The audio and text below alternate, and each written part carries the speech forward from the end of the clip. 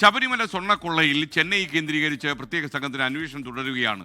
ദുരൂഹത സംശയിക്കുന്ന അമ്പത്തൂരിലെ സ്മാർട്ട് ക്രിയേഷൻസിലാണ് പരിശോധന. ഹൈദരാബാദിൽ വെച്ച് സ്വർണ്ണപ്പാളി ഉരുക്കിയെന്ന നിഗമനത്തിലാണ് അന്വേഷണ സംഘം. ഉമേഷ് ബാലകൃഷ്ണൻ വിവരങ്ങളുമായി തിരുവനന്തപുരത്ത് നിന്ന് ചേരുകയാണ്. Umesh, good morning. പുതിയ വിവരങ്ങൾ എന്തൊക്കെയാണ്? അപ്ഡേറ്റ്സ് എന്താണ് ഈ കാര്യത്തിൽ? ഗുഡ് മോർണിംഗ് എക്സ്കെൻ. ഇന്ന് SIT സംബന്ധിച്ചിടത്തോളം നിർണായകമായ നീക്കം നടക്കുന്ന ദിവസമാണ്. ചെന്നൈയിൽ സ്മാർട്ട് ക്രിയേഷൻസിലെ പരിശോധന അത് തുടരും. ഇപ്പോഴും വിശദമായി സ്മാർട്ട് ക്രിയേഷനിൽ നിന്ന് വിവരങ്ങളൊന്നും ലഭിച്ചിട്ടില്ല എന്നുള്ളതൊരു പ്രശ്നമായി നിൽക്കുന്നു.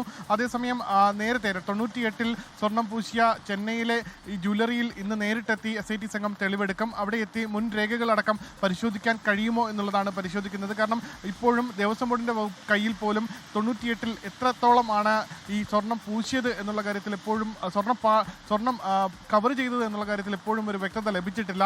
ആ കണക്ക് ലഭിക്കുക എന്നുള്ളതിൽ ഏറ്റവും നിർണായകമാണ്. അതുകൊണ്ട് തന്നെയാണ് സ്മാർട്ട് ക്രിയേഷൻസിലെ പല പരിശോധനകൾക്കും പൂർണ്ണ തോതിൽ അർത്ഥം കാണാതെ പോകുന്ന ഒരു സാഹചര്യവും ഉണ്ടായിരിക്കുന്നത്. അതേസമയം ഉണ്ണികൃഷ്ണൻ പോറ്റി ഹൈദരാബാദിൽ എത്തിച്ചാണ് ഈ സ്വർണം ഉരുക്കി മാറ്റിയത് എന്നുള്ള ഒരു മൊഴി ലഭിച്ചിട്ടുണ്ട്. ഇതിൻ്റെ അടിസ്ഥാനത്തിലാണ് ഹൈദരാബാദിൽ ഇന്ന് SIT സംഘത്തിൻ്റെ മറ്റൊരു സംഘം പരിശോധന നടത്തുന്നത്.